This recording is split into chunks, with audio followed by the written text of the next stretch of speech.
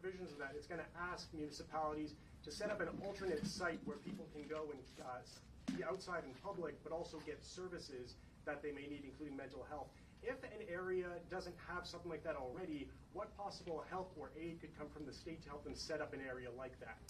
It's a good question. So first of all, we are not going to let Florida become San Francisco, where homeless are everywhere. We're not going to let that happen.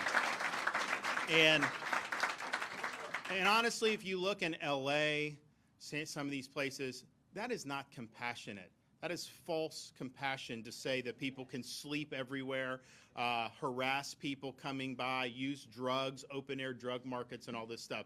That is a society in decline when that becomes the norm. So we're going to be very clear. Now, look, we don't have the same problems at those levels, but especially when you have municipalities where you may have leadership that has a different philosophical bent that I think most Floridians would have on this, there's a danger that there could be something that could explode in one of our cities in Florida. So I think what the bill's trying to do, and I support this, is limit local governments from allowing this sleeping in public. You don't want the homeless intruding on quality of life, on public safety, and on businesses and the economy. And so that has got to be the firm line that you have. Now, I think most people agree with that. What courts have said, and I'm not sure that this is the proper interpretation of the Constitution, but I think this started, during the Warren Court, where they just kind of made it up as they went along, so why not, right? But I think what they said is if you ban sleeping in public on the streets and on the sidewalks,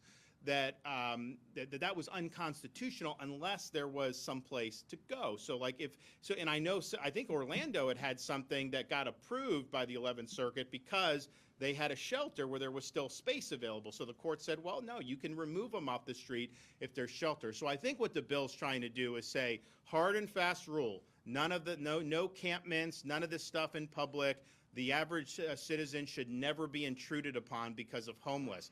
And then but then what do you have to do to make sure it survives judicial scrutiny? You got to have sheltering ability. And then if they want to set up some of these sites, it can't just be some site that is like Sodom and Gomorrah, where they're using drugs and doing all this stuff. It needs to be a situation where help is available. So would I be willing to help with things like mental health? I would be willing to do that from the state level, because if you look at some of the homeless, it's not just, they need an apartment. You can take some of these people in San Francisco, put them in an apartment, and that doesn't solve the problem, because the homelessness is a symptom of the underlying mental illness that they're suffering from. It's not the cause. So yes, I'd be willing to help with that at the state level. I think that that's important. I don't think it would be something that most communities would need. I think there'd probably be a handful where we would want to make sure that this thing doesn't go sideways, because I can tell you, you guys probably know, you have people that have moved to Florida in large numbers. We've always attracted people, but particularly over the last 3 or 4 years, you've had people, yes, they were fleeing some of the COVID mandates, yes, some of the taxes, but the public safety has been a huge issue. And yes, part of it is you have these prosecutors who wouldn't prosecute, you have police that weren't supported in these areas and weren't able to do their job. But this homelessness and drug use really has hurt the quality of life for people in some of these once very proud and vibrant American cities. So I think that legislation is saying we're not going to let that happen in Florida, and we're willing to take whatever remedial that we have to do to make sure it passes judicial scrutiny going forward. But ultimately, I think the mental health component of this is really, really good. And so the question is, like a San Francisco, their view is they want to facilitate more of this.